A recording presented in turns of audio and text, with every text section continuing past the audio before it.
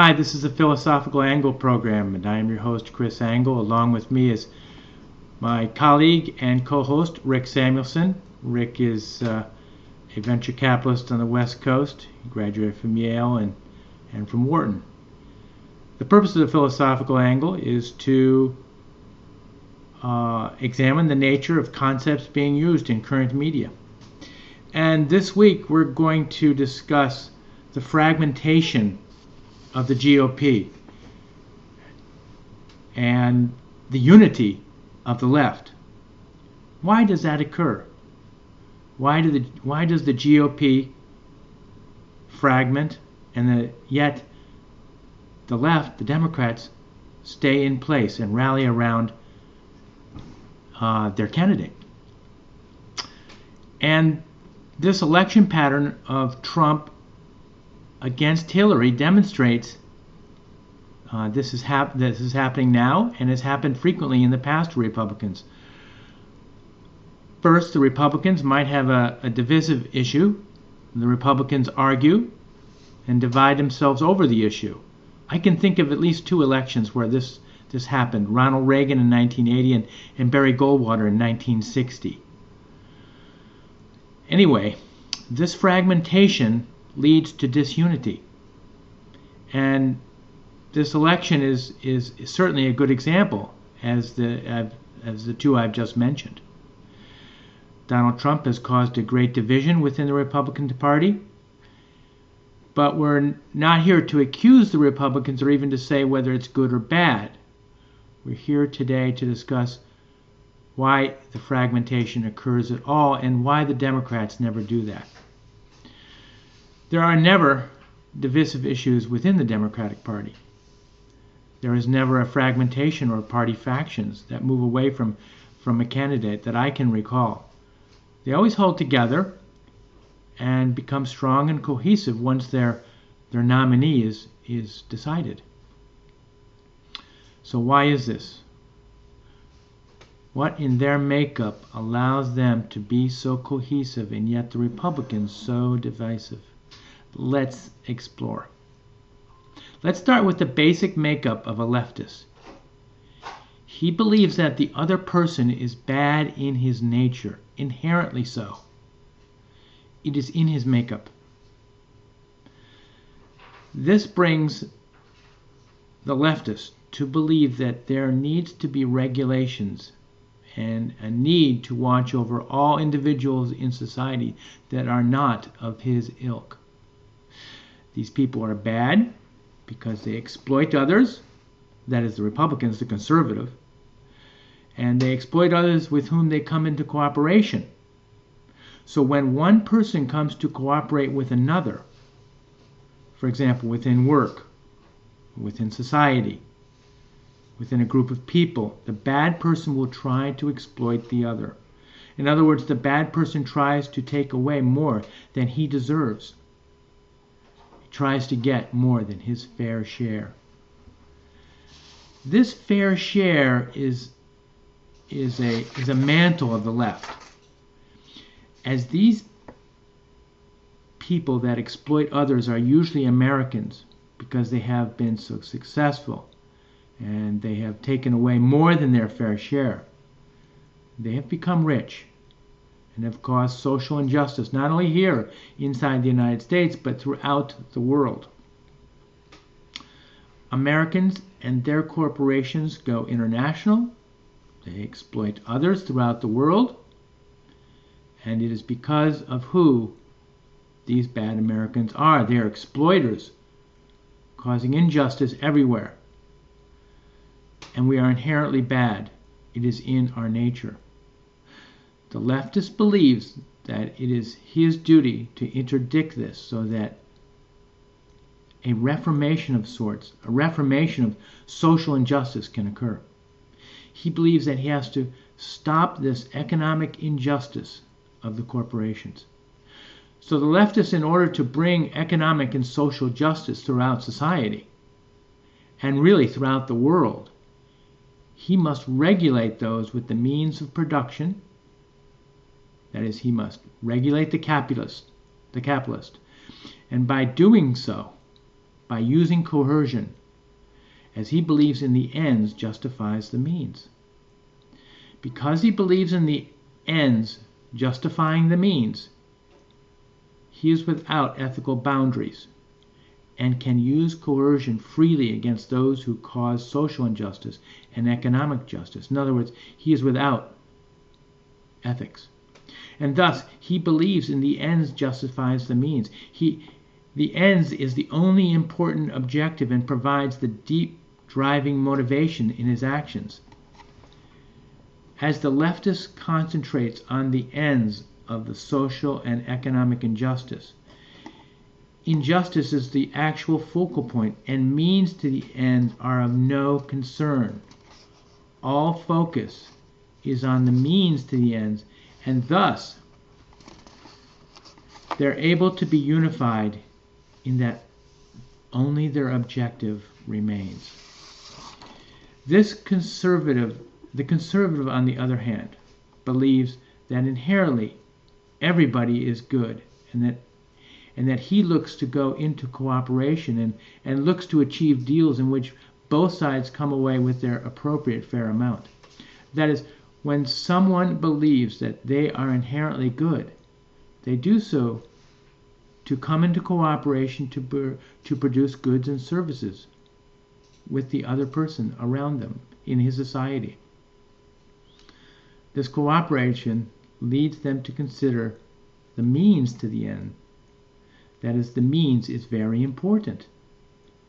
In order to promote the means to the end, cooperation is required. In order to cooperate, communication and working together with others is paramount in importance, because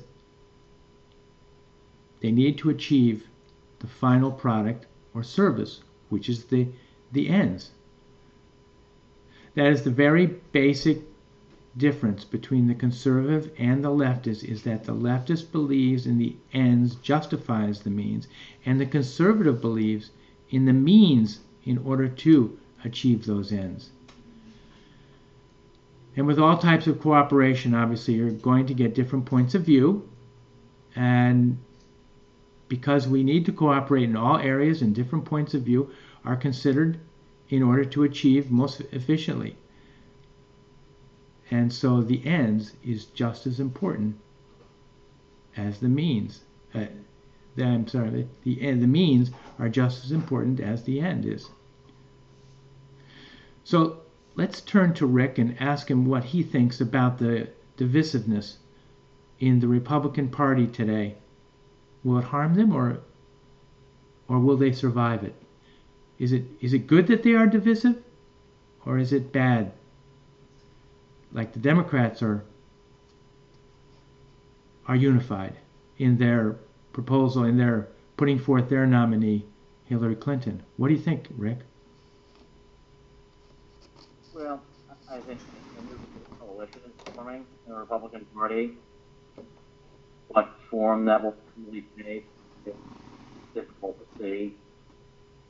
Assuming Hillary Clinton wins, there's a good chance that some of the more extreme proposals of Donald Trump, whether it's tearing up trade deals or other proposals he's made, will have to be modified. And again, it's hard to know what form that's going to take. I think his views on immigration will echo for a long time to come. And so that element of the Republican Party and the views surrounding it will have to change, because otherwise mainstream Republicans will never be able to put forward a candidate acceptable to the base.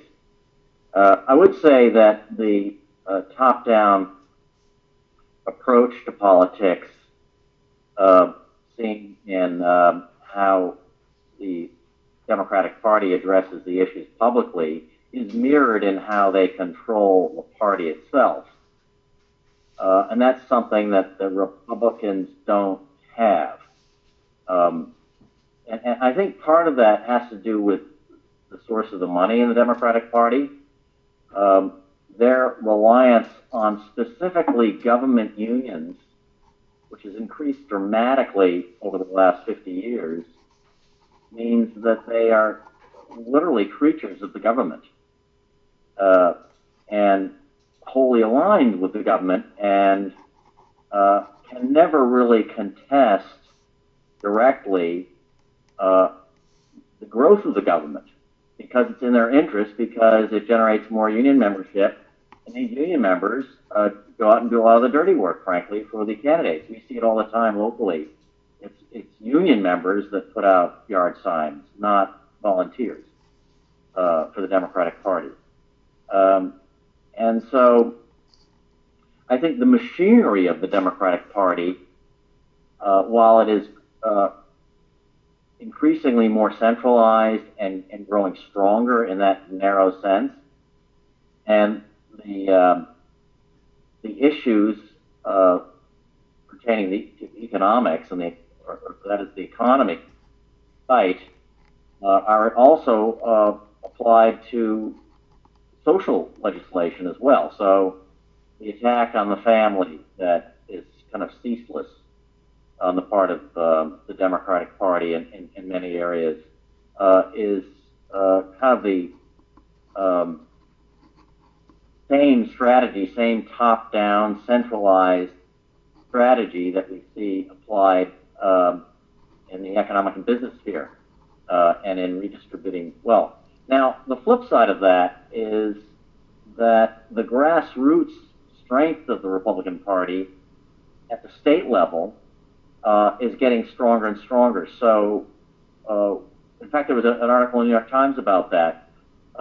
Blue states are becoming more and more concentrated.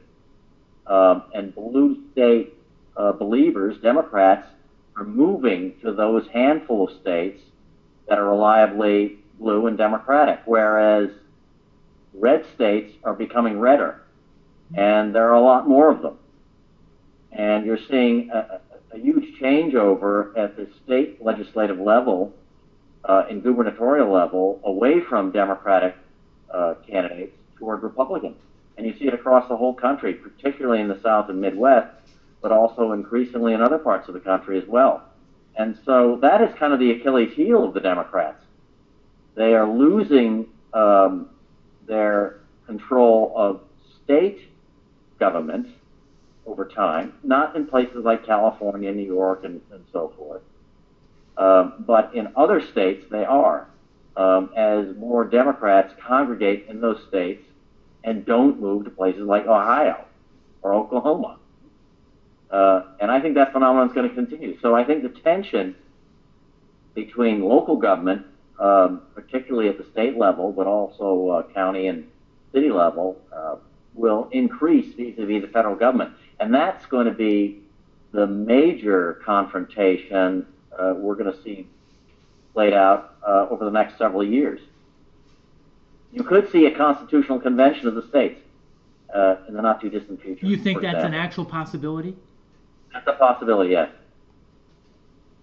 You know, you also mentioned one thing about the source of money being coming from unions, which are political animals, and of course supporting the government, particularly the Democrats in government.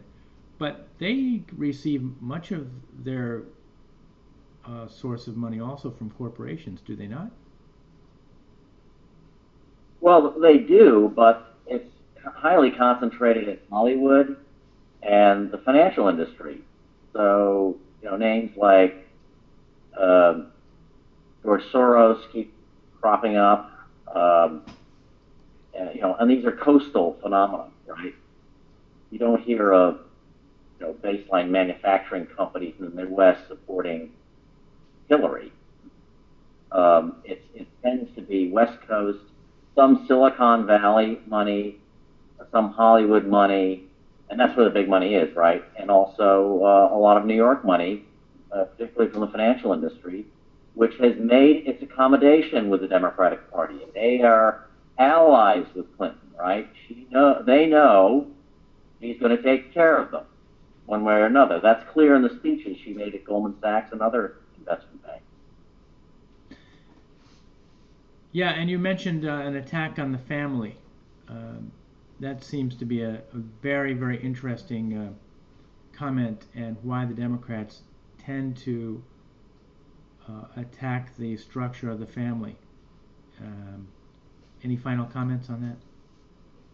Well, Hillary Clinton was quoted as saying the next 8 years will decide who raises our children, parents Right. or the state.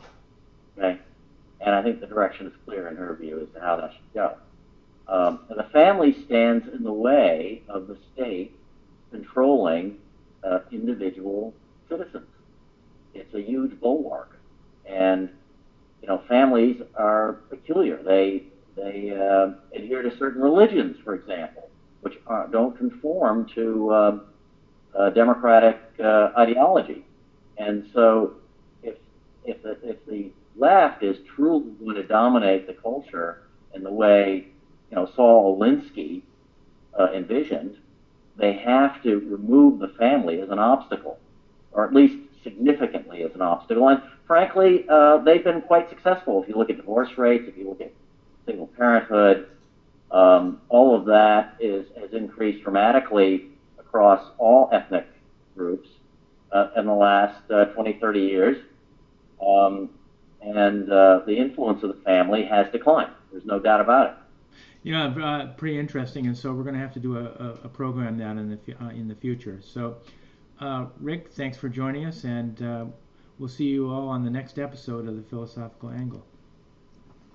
Thank you.